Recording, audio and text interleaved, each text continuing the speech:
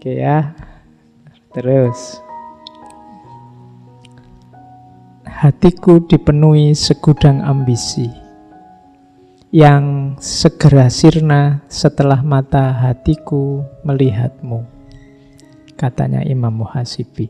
Aku meninggalkan dunia dan agama manusia demi menyibukkan diri dalam mengingatmu.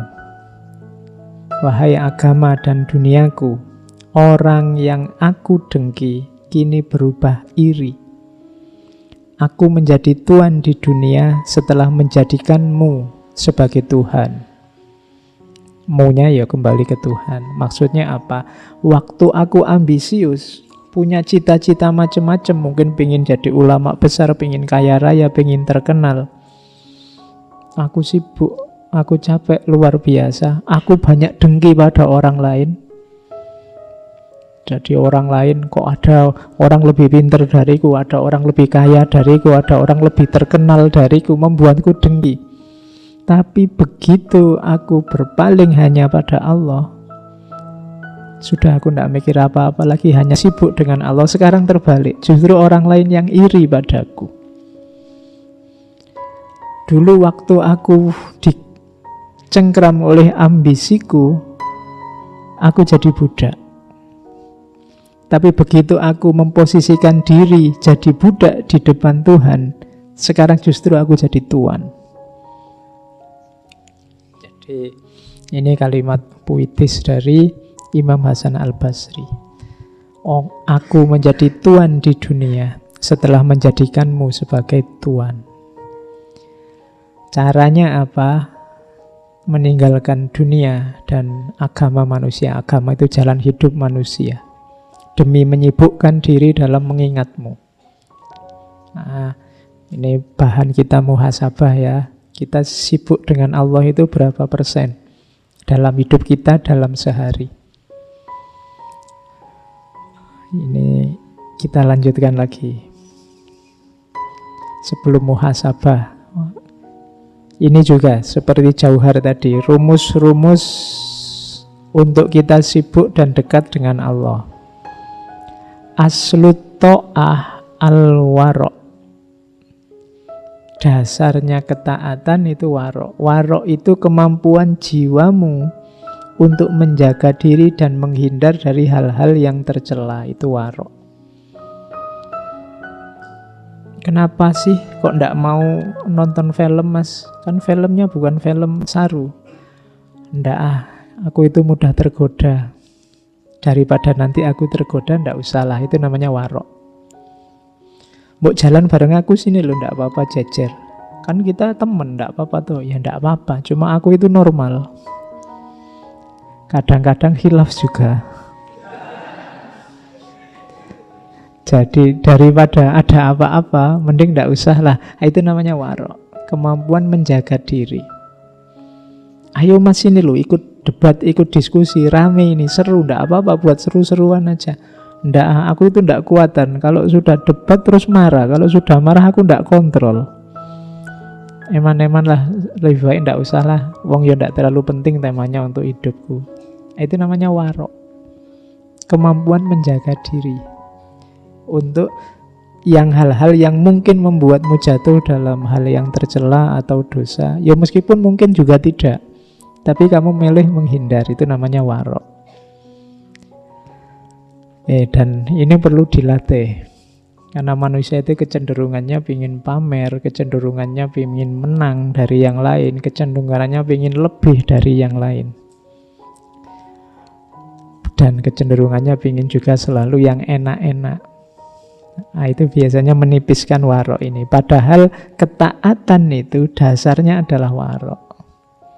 Kita patuh pada Allah tapi tidak punya daya warok, itu biasanya ya agak berat. Kita menuju kesempurnaannya amal. Nah, wa aslul waro'i at-taqwa. Dasarnya warok itu apa? Taqwa. Definisi paling gampang takwa itu kadang orang mengartikannya takutlah pada Allah. Jalankan perintahnya, jauhi larangannya. Jadi untuk bisa ketaatan kita sempurna butuh warok. untuk bisa warok butuh takwa. Wa aslu takwa muhasabatun nafas. Untuk ketakwaan kita bagus, sempurna, muhasabatun nafas. Muhasabah, menilai diri, mengevaluasi diri. Latihan jadi malaikat rokib sama atid untuk dirimu sendiri. Kamu bikin buku jajal ya, cari kertas itu kamu bagi 2, terus hari ini, hari Rebo tanggal sekian, pahala di kolom kanan, dosa di kolom kiri. Hari ini aku dapat pahala apa ya?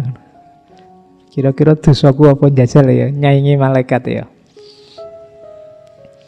Saya ingin tahu kamu objektif apa enggak. Kadang-kadang itu nanti dari situ sebenarnya nanti kelihatan jiwamu. Mungkin pas mau nulis salah, ini kan dosa kecil, enggak apa-apalah, wong cuma itu aja. Nah, atau ada orang yang pesimis, mau nulis pahala, ini mau tak tulis ya kalau diterima, kalau enggak, wong sholatku enggak terlalu ikhlas tadi. Itu orangnya pesimis berarti. Oke, ini contoh muhasabah. Dalam sehari apa saja yang kulakukan, seminggu ini apa saja hasilku yang baik-baik, ada progres enggak? Minggu kemarin aku progresku apa, minggu sekarang apa, aku semakin baik atau tidak? Kalau hidup ini ilaihi roji'un, sejauh mana aku semakin dekat dengan Allah, atau jangan-jangan aku ini jalannya mundur sehingga tambah jauh sama Allah. Itu muhasabah namanya. Itu nanti yang jadi bekal kualitas takwamu semakin bagus. Jadi wa aslu taqwa muhasabatun nafs. Wa aslu muhasabatin nafsi al khaufu war roja. Dan dasarnya muhasabah tadi, untuk kita bisa muhasabah yang bagus harus ada khauf, ada roja. Ada takut dan juga ada harapan. Sama seperti di Imam Hasan Al-Basri kemarin. Berhadapan dengan Allah itu ya ada takutnya karena kita khawatir dosa kita banyak, tapi ada juga harapannya. Takut saja tanpa roja membuat kita mudah putus asa. Roja saja tanpa khauf nanti kita sembrono, tidak hati-hati, tidak warok tadi. Jadi muhasabah yang bagus dasarnya khauf dan roja. Kalau hanya khauf saja, jadinya kayak tadi, kamu mau nulis pahalamu, kamu takut. Ya kalau diterima, wong aku ini lemah, aku ini tidak berdaya, khauf saja. Kalau hanya roja saja, kayak tadi, kamu dosa aja, tidak usah ditulis, dosa kecil aja, aku sudah istighfar, nanti nggak usah. Nah, itu roja saja. Harus imbang, ada khaufnya, ada rojaknya. Kadang-kadang kamu harus agak introspeksi ke dalam dirimu. Kalau kamu merasa aku ini mudah sekali Pak, kalau ada hal-hal jelek, hal-hal dosa itu aku mudah terpancing, diperkuat khaufnya. Biar tidak mudah masuk ke dalam dosa. Tapi kalau mungkin jiwamu, jiwa agak serius, takut dosa, agak terlalu sepaneng, tidak pernah senyum, maka itu mencoba rojaknya ditambah. Jangan terlalu kaku, jangan terlalu keras untuk hidupmu. Jadi harus imbang antara khauf dan roja. Wa aslul khaufi war roja'i ma'rifatul wa'di wal wa'id. Dasarnya khauf dan roja yang bagus itu apa? Harus belajar. Yang dipelajari apa? Al-wa'du wal wa'id. Janjinya Allah dan juga ancamannya Allah. Mana yang baik, yang nanti rewardnya bagus, mana amal jelek yang harus hati-hati karena balasannya juga siksa Allah sangat keras. Jadi wa'du wal wa'id, butuh pengetahuan. Wa ma'rifatul wa'di wal wa'id, pengetahuan tentang janji dan ancamannya Allah, itu adalah azmul jaza. Azmul jaza itu balasan yang besar. Jadi balasan yang besar maksudnya apa? Segalanya ada balasannya di sisi Allah. Fama ya'mal miskola dzarratin khairan yarah wa ma ya'mal miskola dzarratin syarran yarah. Dan terakhir, kuncinya paling akhir ternyata di sini. Wa aslu dzalika al-fikratu wal ibroh. Dasarnya semua tadi yang di atas adalah al-fikru. Harus kita mau berpikir, akalnya dijalankan, wal ibrotu, dan mau mengambil pelajaran. Jadi justru kuncinya di ilmu, di belajar. Makanya orang Islam itu wajib belajar. Tidak cuma 5 tahun, 6 tahun, 9 tahun, tapi seumur hidup.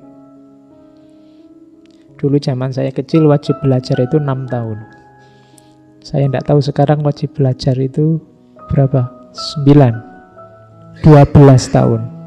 Harusnya sekarang diganti wajib belajar seumur hidup.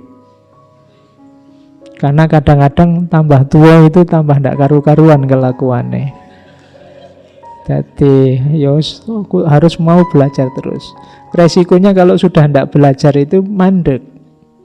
Orang mandek itu biasanya ketika dia merasa sudah benar. Jadi kekacauan-kekacauan itu sering terjadi ketika orang sudah merasa benar, tidak mau lagi belajar. Orang kalau sudah merasa benar nggak mau belajar apa lagi, orang sudah benar. Nah, maka ayo wajib belajar seumur hidup saja. Tidak cuma 9 tahun. Mungkin kalau yang 9 tahun, 12 tahun itu wajib sekolah, boleh lah. Tapi kalau wajib belajar, enggak. Di Jogja ini ada jam belajar. Tapi saya enggak tahu jam belajar itu kalian manfaatkan buat apa. Jam belajar itu yang rame masuk sekolahan, masuk tempat pengajian. Yang rame kan itu jam makan sebenarnya. Jadi ramenya malah warung-warung itu rame kalau jam belajar itu. Oke. Jadi ternyata taat itu dasarnya warok, warok dasarnya takwa, takwa dasarnya muhasabah, muhasabah dasarnya khauf dan rojak dasarnya janji dan ancaman, janji dan ancaman dasarnya pembalasan dari Allah, dan dasar semuanya adalah berpikir serta mengambil pelajaran.